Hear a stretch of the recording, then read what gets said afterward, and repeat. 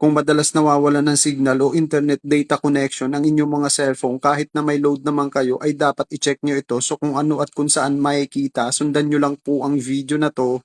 Open lang po natin yung ating settings. Dito makikita po natin itong mobile network. I-click lang po natin. Under ng data use this month ay makikita po natin itong data management o kaya naman po sa ibang cellphone, data traffic management. I-click lang po natin.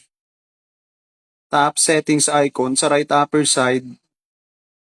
And then makikita na po natin dito itong data usage limit. I-click lang po natin.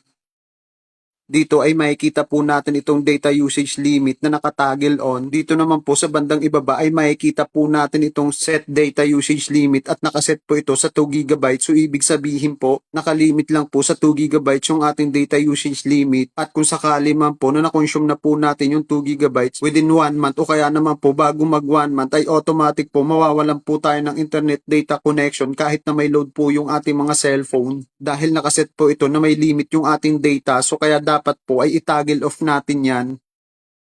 At once na na-toggle off na po natin yan, ay mawawala na po tayo ng limit sa ating mga data connection. So that's it guys. So sana may natutunan, follow, and share.